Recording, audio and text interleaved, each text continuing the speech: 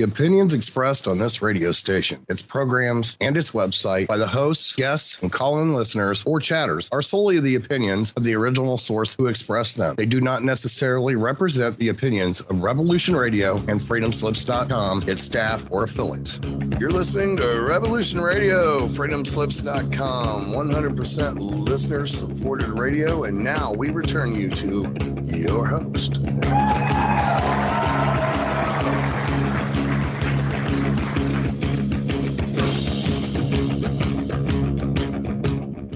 Ladies and gentlemen, welcome back to another episode of Cosmic Catastrophe on Revolution.radio, where information never sleeps. I'm your host, Diamond, from the Oppenheimer Ranch Project, and joining us today is my lovely partner and co-host, Leah Shaper. Hello. Welcome to the show. That's a lovely necklace. Well, thank you. It's one of my creations. We've got a sickening show today, unfortunately. It may turn your stomach. It may sadden you. We're going to be talking about something that the media suppresses information about, which is why many of you probably don't know what's going on. But what is actually going on has been going on for over 60 years. So the Manhattan Project, World War II, we discover how to make some new chemicals. These are chemicals that don't exist anywhere in the universe, only here on Earth. Polyfluoroalkyl substances we're talking about. And they were first used to waterproof a tank in battlefield. And then some big multinational corporations got the bright idea that we could use this in thousands of products to make everyday Americans lead better, happier lives. Right. It was also used, apparently, I don't know in what capacity, but it was also used in the making of the atomic bomb, apparently.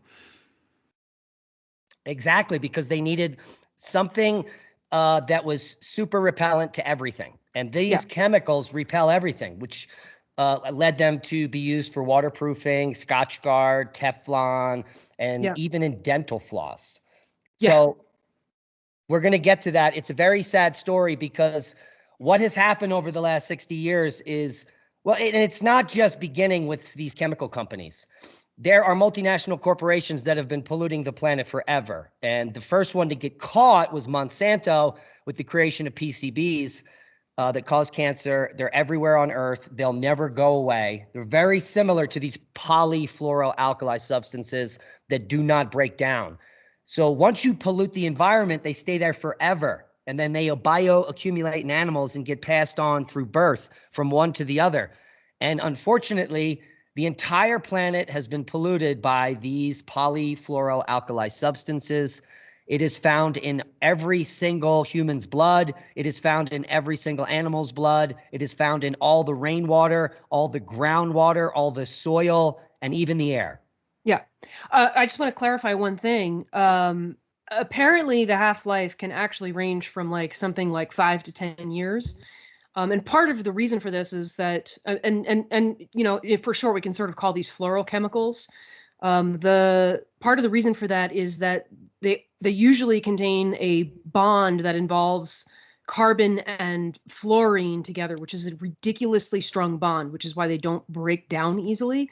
And you don't find this in nature typically, but that's also what gives it its very slippery, sudsy quality, which is why it's good for, things that we don't want to stick, like Teflon, or things where we want water to easily just drain off and not penetrate a fabric, like, Scotchgard, and this saddens me, Gore-Tex. Yeah. What we're looking at here is the original polyfluoroalkyl, which was the first one to be banned. This is PFOA, which was renamed C8 and then again renamed Teflon and used in all of our non-stick cookware. Now, this is the crazy thing about these chemicals and crony capitalism. So what's happening here is we've got new chemicals, we've got crony capitalism, and now we have the entire world polluted by these companies. Yeah. And the sad thing is that they knew about it the entire effing time. Yeah. Yep. Pretty much. Yeah. I mean, Teflon came into existence in the 50s, but by the 70s, people that were already doing experiments showing that they were detrimental to human and animal health. Yeah, we'll But get to some of those. This was covered up again and again and again. We're going to get to some of those stories in a minute here, but let's quickly go over the science. What is PFOA and PFOS? Perfluorooctanoic acid is PFOA, and perfluorooctane sulfonate is PFOS. They're part of a large group of lab-made chemicals known as the perfluoroalkali or polyfluoroalkali substances, which many people know as PFOS because they recently published a paper that showed that PFOS is in all rainwater. Mm-hmm. According to new research, rainwater everywhere on Earth is considered unsafe to drink. Let that sink in. Mm-hmm. And this is due to PFOS, known as forever chemicals. Yes, your rainwater almost everywhere on Earth contains unsafe levels of per and polyfluoroalkali substances, or PFOS. That's crazy. These human-made chemicals are now found in Antarctica, the Tibetan Plateau, and levels often exceed the U.S. Environmental Protection Agency's lifetime drinking water advisory levels, which is almost zero. I think it's 1 part per trillion, which is the lowest something like you that. can It's measure. 1 part per trillion, very small amount that's considered safe. And I think they only say that because I don't think there's really any amount that's safe here, but they have to set some kind of limit. So like that's the best thing they can come up with.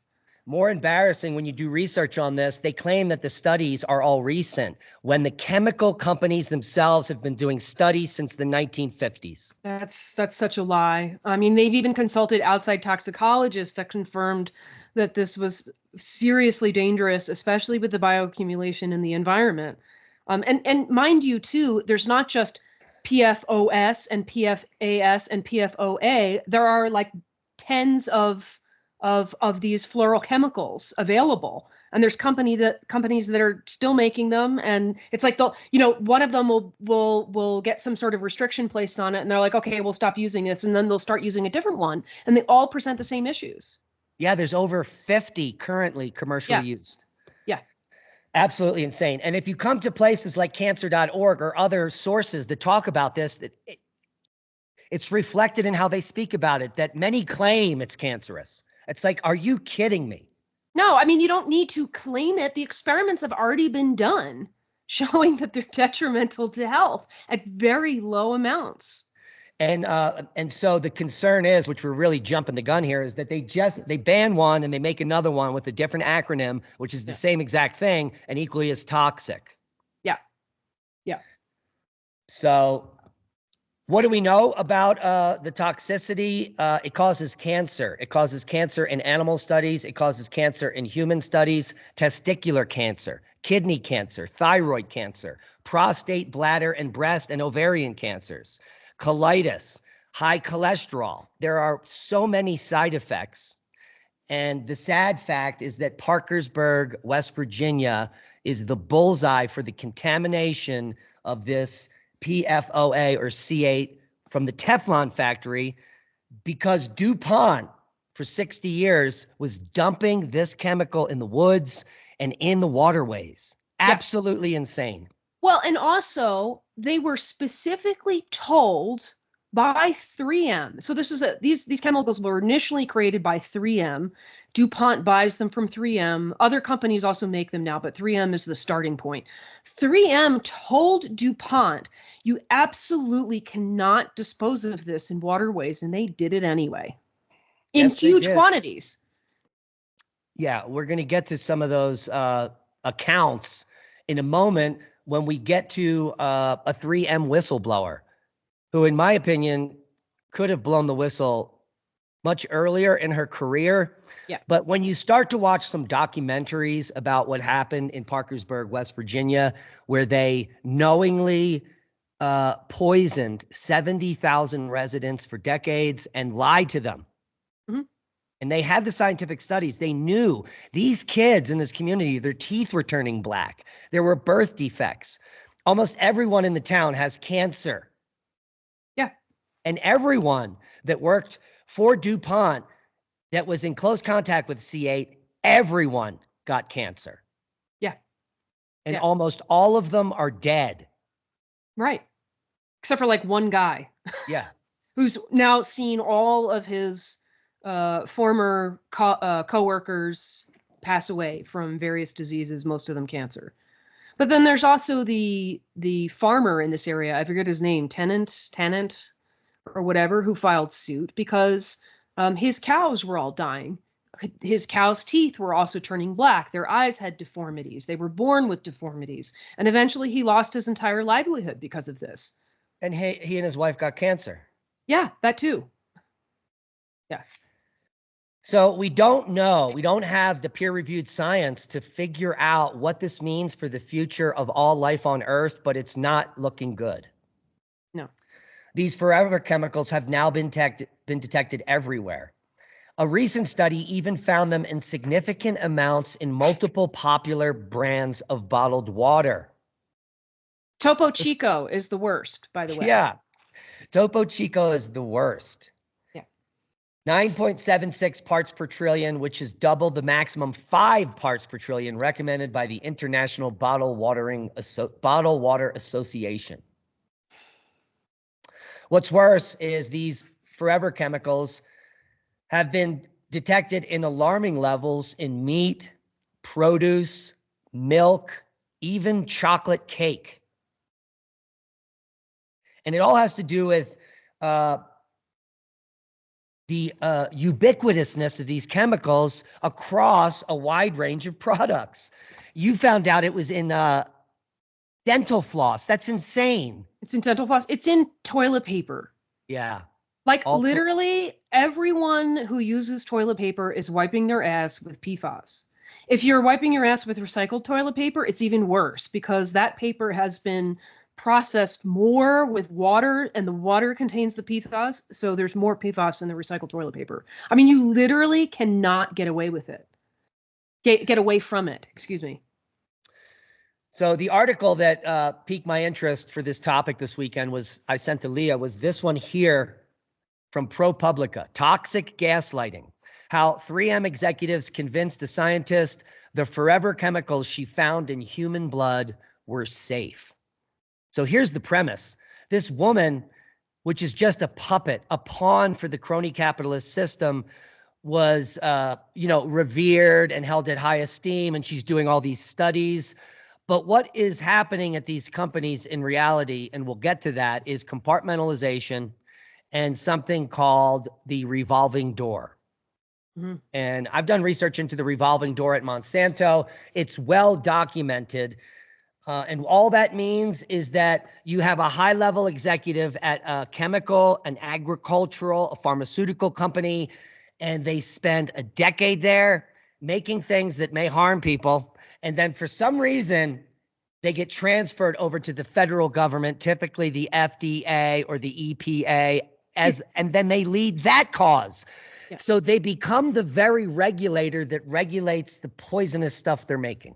I mean, it's hilarious how ridiculous this is, right? Because, okay, we have this supposedly free market capitalistic system. It's not really free market, right? And then overlaid on top of that, we have this regulatory framework in order to keep people safe, et cetera, right? So that's where we get the FDA and the EPA, et cetera.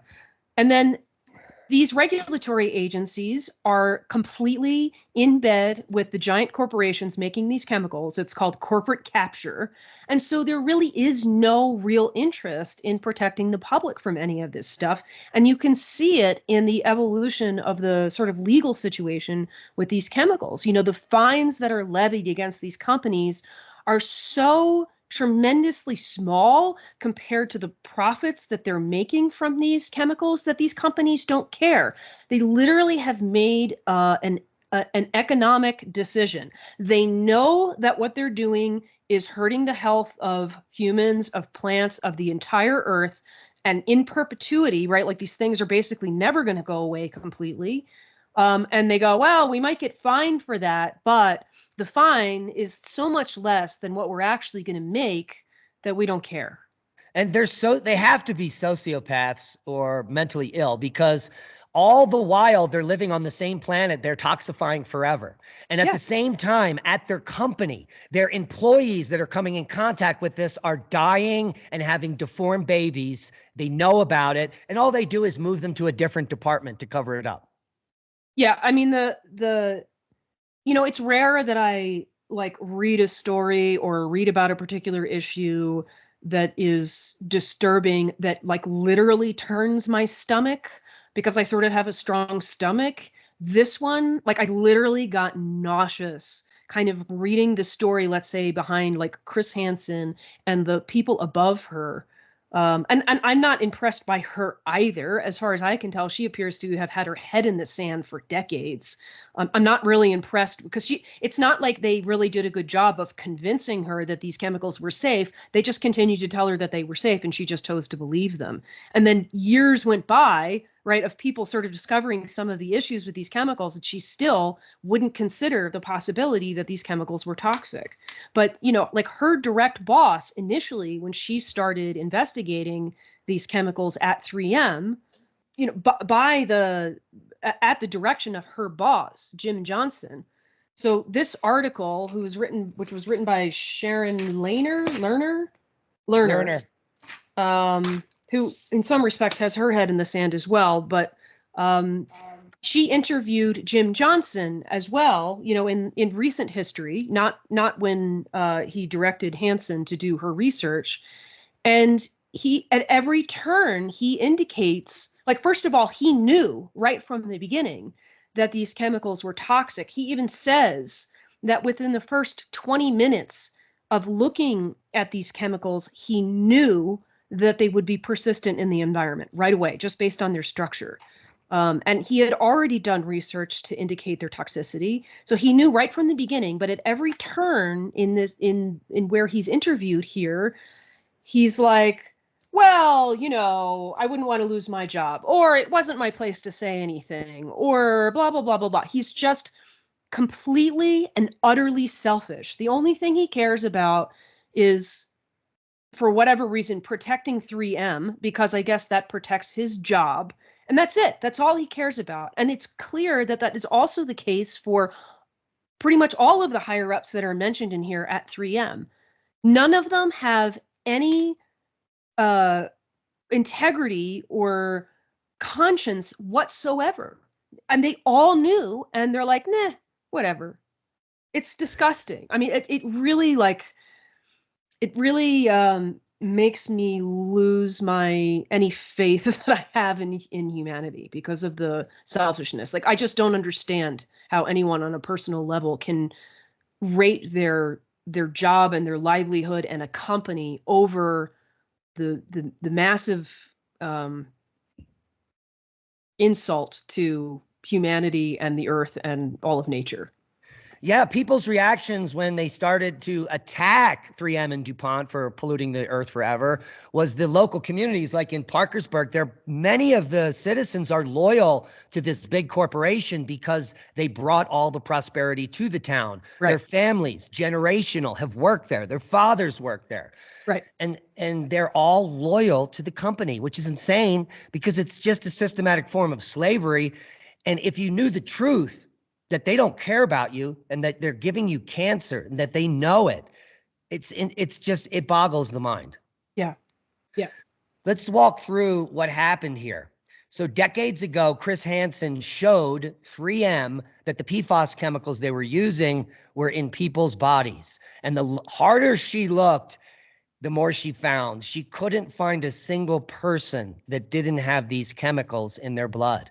Yeah, and this is like worldwide, right? Like she's testing samples from all over the world because she was desperately looking for a sample that didn't have it. And this is partially because she does this research, she presents her results to her boss, et cetera, et cetera. And then the next thing she knows, she's got all of these people at the company treating her differently, but also saying, there must be something wrong with your equipment. There must be something wrong with your mass spectrometer. There must be something wrong with what you're doing. Your stuff must be contaminated. And she's kind of like, okay, well, maybe it is. And so she's looking for something to confirm the fact that her stuff is not contaminated.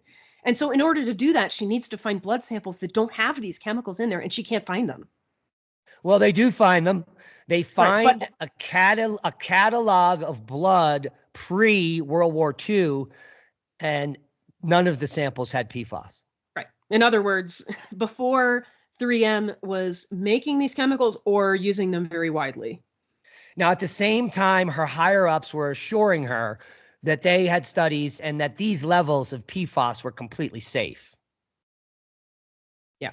And she had no reason not to believe them because she wasn't working on that science. She was just working on finding the PFAS in blood. That's it. That's the compartmentalization. I was about to say, I mean, this is another example of where the compartmentalization and the specialization of science really has a major disadvantage, because she's sitting here going, well, look, I'm not a biology person. I'm not a medical person. That's not my field. This is my field over here. So I'm going to trust whatever the person who has the knowledge of the biology, I'm going to trust what they have to say, because I don't know, because I don't study that. Now, the worst part of the story is that the executives at 3M that were telling her that these levels were safe also had the animal studies that happened prior to this. And in the animal studies, every animal died that was fed PFAS. Well, at a certain level, yeah. Yeah. But even and I have some These aren't figures. very high levels. Well, the low levels, like the equivalent of taking an aspirin every day, induces major health problems, right? So that's like. And they also knew about the blackening of the teeth in the animal studies because they were happening in the animals. They knew about the birth defects in the animal studies that were being born with partial noses and eye defects. And they also knew that a woman at the company, this is DuPont, she was cleaning the vats where the C8 was kept. That was her job. She gave birth to a deformed baby, which had all the deformations, the deformities that they concluded in the animal studies. Yeah. And they denied that they had anything to do with that. Yeah. And then she discovered another woman that worked for DuPont that basically had the same, very similar deformities in her child. Yeah. Well, and then, this brings up another sort of interesting element of this, which is, in fact, I just stumbled on this here. One of the things that I think Hansen discovered was that in male rats, the PFOS levels would continue to rise as they age. So in other words, showing that there's bioaccumulation. But that was not the case for female rats. Sometimes their levels dropped, and it turns out that is because all of the PFOS was going into their fetuses, which is exactly what happened to the two women at DuPont who had babies with deformities. I'm not sure that they both got tested, but ostensibly all of the PFOS in their bodies went to their babies. Yeah, it gets shed. Yeah. Which makes sense because it's in the blood, right? So you've got the placenta, and then the placenta is like taking all of that on, and it's probably bioaccumulating in the placenta. I think I remember from this story that Chris Hansen knew her PFAS level in her blood because she had tested it. And after she gave birth, she tested her blood again, and the levels were very low, and her soul I didn't dropped. pick up that part of the story. Her soul dropped because she knew what she had just done. Huh. So the cover-up has been going on for decades. These executives all knew that they were polluting the earth forever. The question is, if you're a human on earth, how could you do that? How could you continue to do that? Right. Yes. I just want to backtrack for 1 second here, just because these are sort of interesting data points. And this is about some of the rat experiments. So this is in the late 70s that they're doing these experiments. This is how long this has been known. So they gave PFOS to rats on a regular basis. And the second lowest dose that they gave, which was 10 milligrams for every kilogram of body weight, showed harm to their livers, and half of those rats died. At higher doses, every rat died. And they later found that a dose of 4.5 milligrams for every kilogram of body weight could kill a monkey within weeks. So this is sort of where they get to the if you take like an aspirin every day, that's basically like the equivalent. It's like taking an aspirin's worth of PFOS every day. But again, at even lower levels, we know that this can cause problems because it is the chemicals are literally binding to the proteins in the blood. Well, and if you live close enough to a plant, it's going to bioaccumulate to ridiculous levels. Oh yeah, yeah. I mean, there's another area I think in Michigan, which is around a 3M facility that, something like 150 square miles is like heavily, heavily, heavily infiltrated with fluorochemicals. Yeah. And back in 1979, 25 years ago, DuPont and 3M were well aware that these chemicals were an issue, and they did nothing about it, and they still are doing nothing about it, but just switching chemicals. Yeah. In a 1979 internal company report, it deemed PFAS certainly more toxic than anticipated and recommended longer-term studies. That year, 3M executives flew to San Francisco to consult Harold Hodge, a respected toxicologist. They told Hodge only part of what they knew, that PFAS had sickened and even killed lab animals and had caused liver abnormalities in factory workers, according to a 3M document that was marked confidential. Hodge urged the executives to study whether the company's fluorochemicals cause reproductive issues or cancers. After reviewing more data, he told one of them to find out whether the chemicals are present in man. They already knew it was present in everyone. Mm-hmm. And he added, if the levels are high and widespread and the half-life is long, all of which is true, we could have a serious problem. So in 1979, the leading toxicologist of the world told them that they have a serious problem, and they ignored it. Yeah. You know what's interesting about this too, and this portion that you just read, this has basically happened again and again and again, right? Where somebody does some research, shows how toxic it is, and then nothing happens, right? Because it's literally like these companies, the only reason that they're doing this research is to know what they're dealing with and what the potential implications are for them in a legal sense. They don't care about what happens to the humans and the health and the nature and the animals. They only care about the ramifications to their company down the road. I don't know what it is that companies like 3M and DuPont exactly do to elicit that kind of loyalty to a company entity. I mean, part of it is like you said earlier, right? Some of these, like Parkersburg is a great example of a place where DuPont actually brought a lot of economic benefit, and that's part of the loyalty that people have.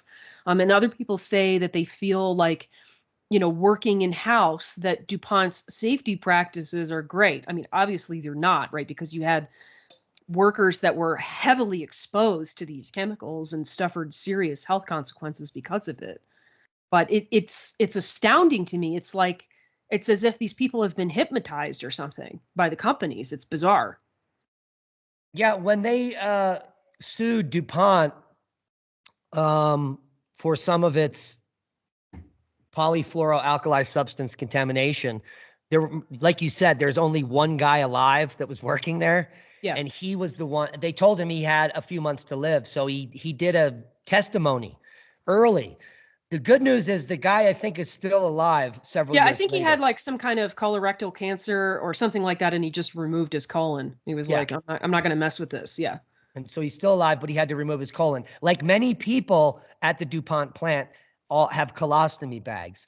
They asked him on cross-examination, do you know of anyone else that was affected? And he just listed everyone he worked for and that they were all had cancer or dead. Yeah. And like, how do you live through that? Like the pain to your heart must be just because these were not just coworkers. They were obviously people that he worked with and really cared about for decades. Yeah. Yeah. Yeah. Really sad what these multinational corporations are allowed to do because of the revolving door.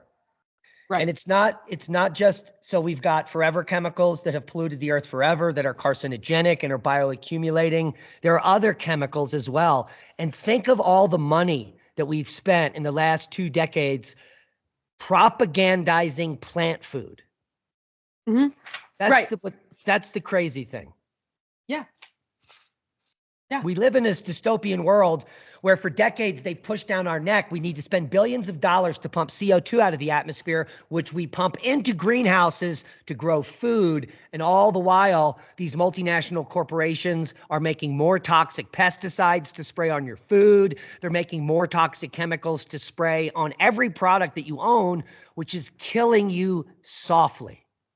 Well, and it is also kind of inflating the revolving door in the sense that, you know, you have the revolving door that allows the regulatory agencies to let these companies get away with this stuff. They pretend, you know, they pretend to care, right? Like EPA will issue fines that are so tiny in comparison to what the company is actually going to make.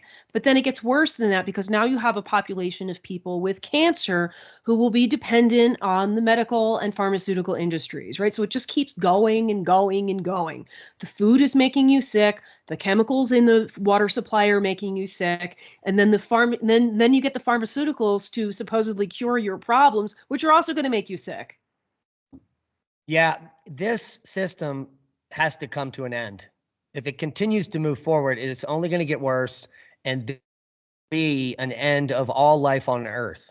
I'm ready for the modern day Carrington event. Truthfully. That would be so helpful. Let's let the grid be taken out. Let's let this civilization come to a crashing halt, because frankly, that would be better than this crap. And it's not going to be easy, and it's going to be painful, tremendously painful, but this system has to end. So we've got this toxic carcinogenic chemical that's in everyone's blood. It's in all the water and all the rain. If you're listening out there, take a guess what the EPA fined. How much did they fine DuPont after the end of the trial? $16.5 million for intentionally poisoning 70,000 residents of Parkersburg, West Virginia, hundreds of square miles of groundwater, and probably millions of other people that have been drinking this groundwater, not just the 70,000 in Parkersburg. People upstream were even contaminated. Yeah, well, and I don't know if it's still ongoing, but there's been a whole lawsuit, or there was, that wasn't just the Parkersburg area, but a good handful, like maybe 10 other watershed areas that had similar problems because of like a DuPont or a 3M factory nearby, or some company that was using these chemicals. So the higher ups at the EPA that used to work at DuPont and 3M fined them $16.5 million when their annual profit is $32 billion. Well, listen to this stat. That's blew crazy. My mind. This is from this ProPublica article. A team of New York University researchers estimated in 2018 that the costs of just two forever chemicals, PFOA and PFOS, in terms of disease burden, disability, and healthcare expenses amounted to as much as $62 billion in a single year, which exceeds the current market value of 3M. That's just two of the chemicals in a single year. Well, that then should be their fine, $62 billion annually to cover the costs of what which they won't be able to afford, but they're not worried about that because of corporate capture, because the regulators will never in a million years fine them that much. It will never happen.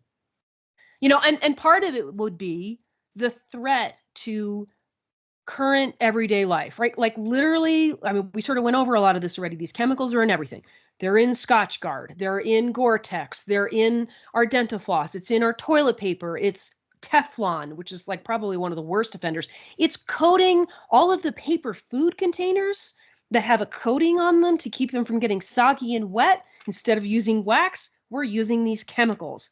Remember the conspiracy theory that microwave popcorn caused cancer? That's one of the worst. It's the truth. Microwave popcorn is terrible. The packaging is loaded with PFAS. How about all of your Gore-Tex and all those outdoor gear queers? All of your products, all of your hunting products, everything is coated in carcinogenic PFAS. Yeah. It's horrendous. And it's funny too, because Chris Hansen's first boss, Jim Johnson, who we were talking about earlier, um, he mentions that, like, early on, he's like, oh well, I convinced them not to use it in diapers and some other innocuous product that I'm not remembering right now. And then he's like, and then these idiots started using it in food packaging. And it's like he readily admits that they're idiots, but he also doesn't give a crap. Yeah. It's so weird. And how about this new appeal that they're using to cover fruit? What is that? Well, does that have these chemicals in it? I don't know. I mean, supposedly, and I've looked into this, and it's hard to come across information about this, but supposedly the only thing contained in appeal is a substance that I'm forgetting right now, but it's just a derivative from plant material. So I'm not convinced that the alarmism about appeal is warranted.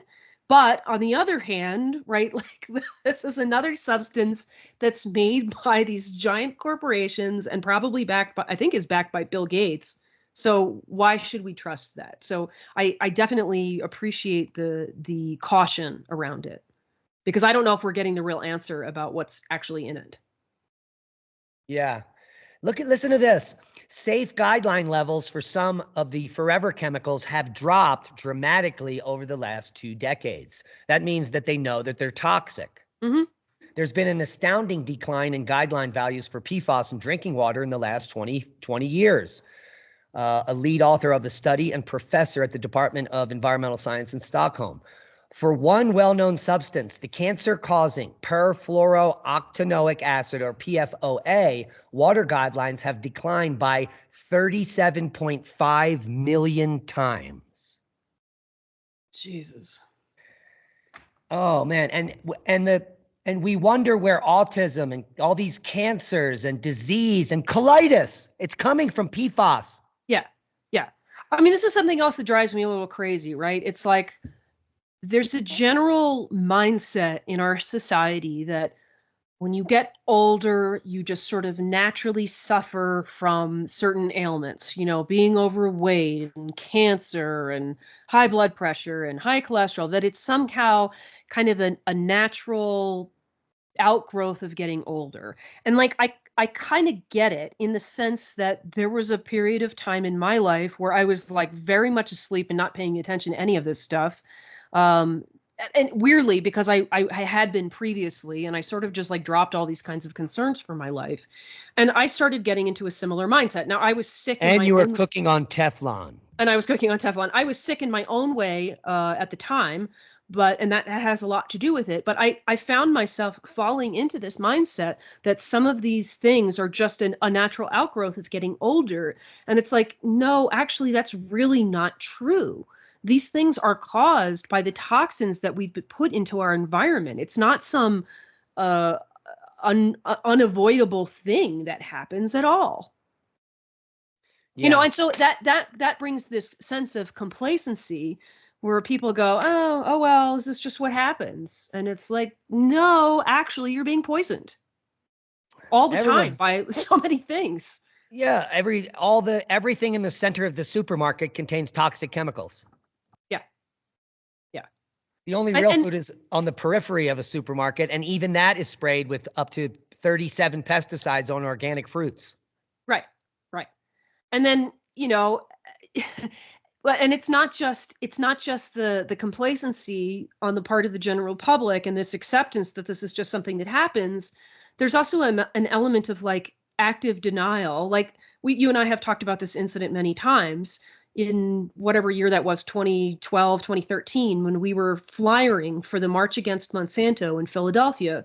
We're in the center of the city in Rittenhouse Park, and I go to give a flyer to some young guy and, said something about, I don't know exactly what I said, but said something, here's some education about genetically modified organisms and what they can do to your health. And he immediately responded with this tremendously snotty attitude and said, I like my GMOs. Go away. And I was like, what? He actually said he loves his GMOs. Yeah, he said he loves drank his GMOs. His and Dr. I said, Pepper. Oh, okay. Good luck with that. Like, it's interesting. Well, But maybe that's a function of like it is sort of hard to digest the level of nefariousness that exists in our in our society and in our government. And I've seen that time and time again. I mean, I particularly I've seen it in like the older generation where you point out the nefariousness that's going on with a government, and because it doesn't jive with like a sort of 50s mindset of, you know, that the government is there for our benefit, it's just too much to swallow, because it really is a big jump. Yeah. And there's several things that need to happen immediately. The end of crony capitalism, I don't know how that happens except for a solar flare, because these governments have gotten so corrupt, our own government, and the inside deals and the revolving doors with all the regulatory commissions are literally killing all life on the planet. That's what's happening. The gaslighting that is involved is wild. I mean, you said it earlier, right? Like we have a government that's telling us that our carbon footprint is too high and we can't eat meat and we have to drive electric cars and basically have to like end our lives in order to save the environment. And meanwhile, they are completely implicated in the destruction of our planet via toxic chemicals. And then all of the solutions that they provide, all of the green energy initiatives themselves are tremendously toxic to us and the planet. I mean, the gaslighting is just off the charts. Yeah. So what do? Well, you can limit exposure to these chemicals by filtering all the water you drink. Reverse osmosis. Yeah. We'll take out these chemicals, and that's key. You can also go to a place that has less PFAS than others. There are certain cities that are toxic that you need to get away from that groundwater. And because if it's in the groundwater, it's in the air, it's in the dust. So when the wind blows, you get more exposure. Like, I don't know why anyone is living in Parkersburg, West Virginia. Yeah, that's the other question. One thing I wonder about, like, why don't people leave? I discovered yesterday that I grew up in a highly PFAS infested area, which is Long Island. Yeah. So I was like, oh, great. We're it's pretty, supposedly relatively clean. And I put that in quotes because nothing's really clean out here. Something else I was thinking about last night, and I mentioned this to you, NAC, if anyone is familiar. Oh, thank you. Which is N-acetylcysteine, is a really, really powerful antioxidant. You and I have been taking it for a long time. And a lot of people call it NAC. That's what the bottle says. NAC. Yeah. It says NAC. Yeah. And it occurred to me that it may be, that it might be effective at removing PFAS chemicals from the bloodstream. And came across 2 little studies that show that indeed may be the case. So that could be worthwhile. I also wondered about iodine, and this is a whole nother conversation, but there's actually really good evidence that none of us are getting nearly enough iodine, that the very low levels that have been recommended for decades, and this idea that if you take more than that you're going to destroy your thyroid, may in fact be based on hoax. And this requires a lot more research. So don't just start taking large quantities of iodine without doing a lot of research. But one of the things about iodine is that, first of all, it's involved in like every system in the body. And one of the things that taking an appropriate quantity of iodine can do is it can actually dislodge other halogens from your body. So that includes chlorine, fluorine, which is quite relevant here, bromine. There's a lot of bromine in flour. It's often used to process flour. And because it occupies some of the sites for iodine, it can actually cause health problems. And that's also the case for chlorine and fluorine. Now, I don't know if iodine could actually be effective in this situation, because what you're actually dealing with in your body is a very strong carbon-fluorine bond that does not break down easily, which is why it's so ever present in the environment and in our bodies. So given that it's already bonded to this carbon molecule, I don't know that it can actually help sort of dislodge it from the body, but I wonder about that. Maybe. Yes. Maybe if the NAC can help break it down, maybe the iodine can sort of do some secondary work on that. We will leave you links to both of the papers that we have up here. N-acetylcysteine abates hepatorenal toxicities induced by perfluorooctanoic acid exposure, which is PFAS in male rats. So this is basically dealing with like the liver and kidneys. That's that hepatorenal. And the other one is a reproductive toxicity.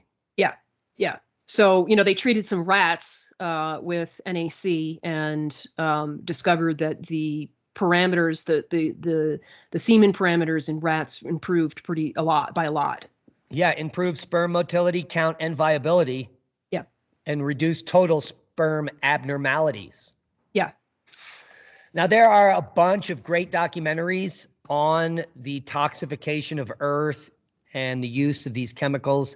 The Devil We Know in 2018 is up on our Rumble channel. Let me see how many people I put up yesterday. Almost 1,000 views there. Go watch this. It'll make you sad. It's not a happy film. I'm been sort of going crazy trying to find. I watched some documentary. It was not this a long time ago. Like sometime, well, it wasn't that long ago, but sometime between like 2005 and 2011, and it's very similar to this documentary, but not the same. And it talks about a town where there's a DuPont factory, and maybe it was actually also Parkersburg, and it's just a different film that was made earlier on. A town that was heavily affected by the presence of a DuPont factory. And so that's the other thing. It's like, again, there have been all of these legal challenges since 2000, and a lot of successful legal challenges, and yet still we are still fighting the existence of these chemicals. It's like, cases have been settled and limits of these things in our water have been dropped and fines have been issued, but yet these companies still continue to use these chemicals, so one chemical gets banned and then they find a similar one and they start using that. Now, supposedly 3M says that they're going to phase out PFAS, which is like the general current chemical being used, by 2025. But they also say, well, we have to find a replacement for it first. So they may not ultimately stop using PFAS, but also if they don't use PFAS, they'll probably just use some other fluorochemical. Yeah, they already made another one. It's Gen X. Right.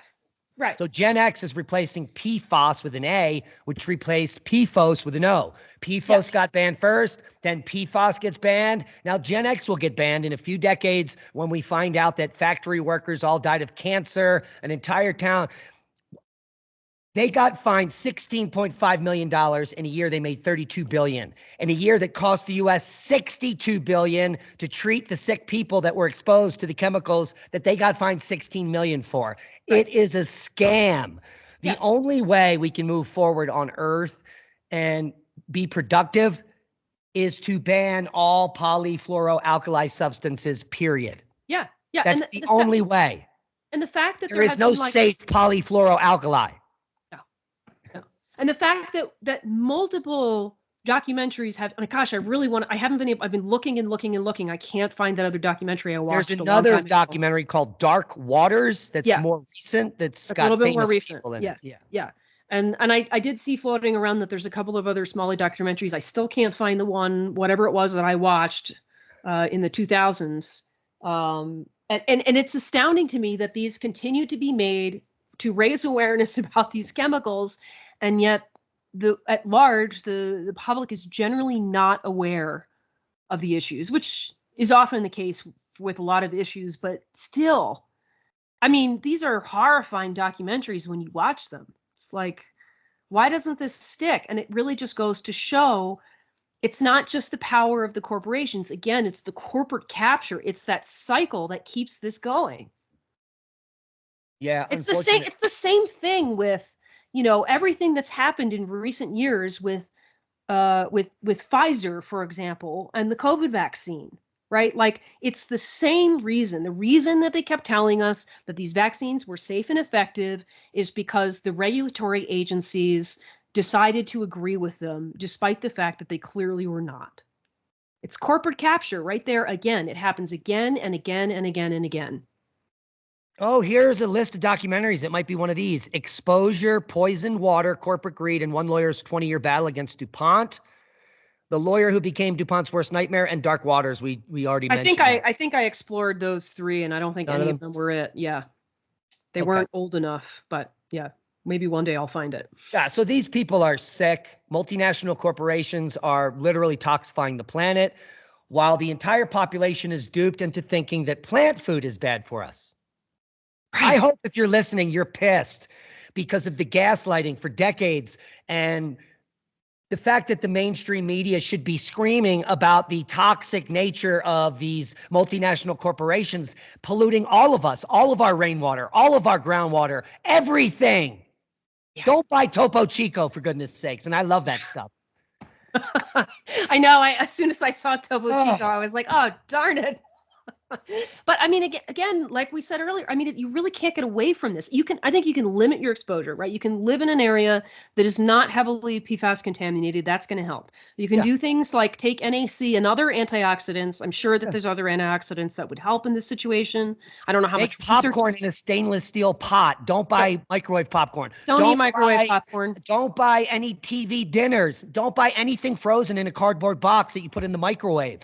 All of that is sprayed with PFAS. Well, and eat whole food, cook yourself, not on Teflon. Get cast iron and stainless steel.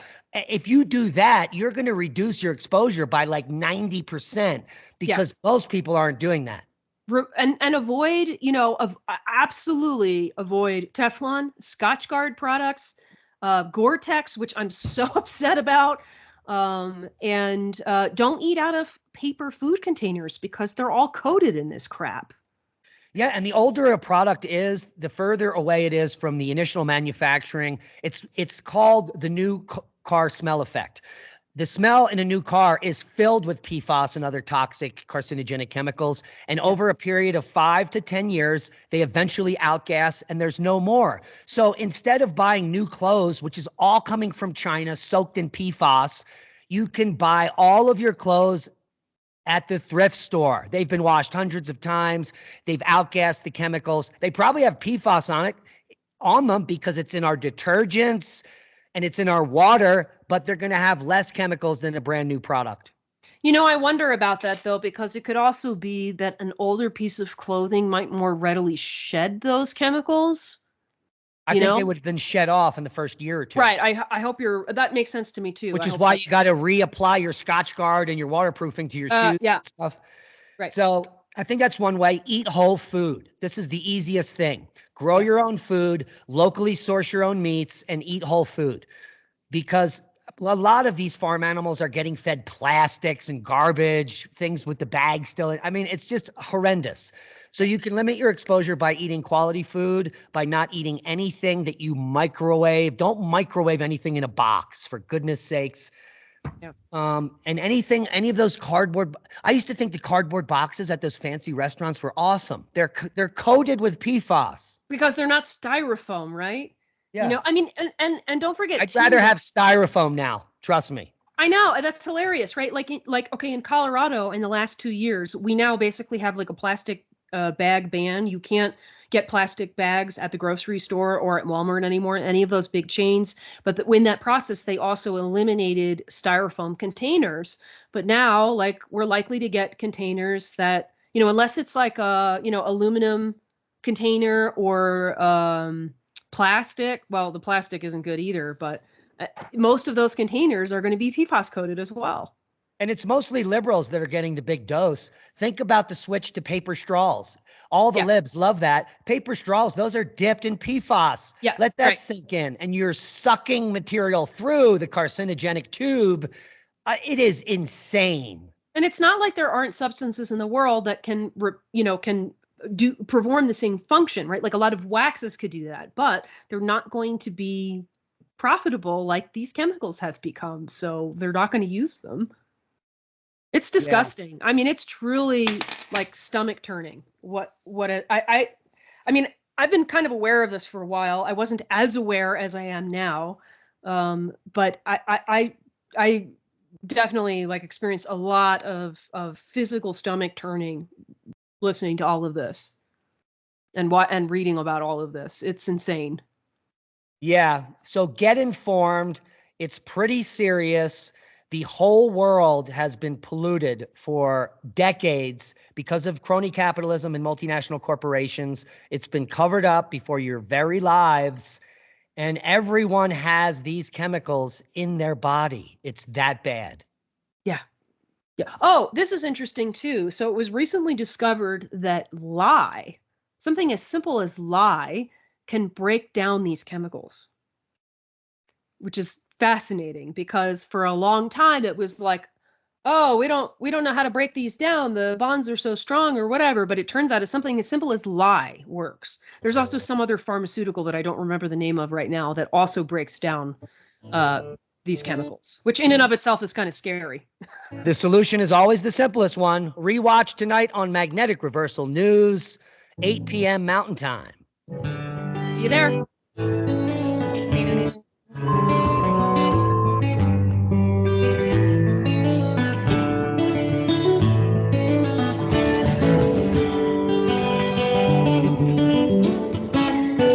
Listen to Revolution Radio at freedomslips.com, and we'll be right back after this message.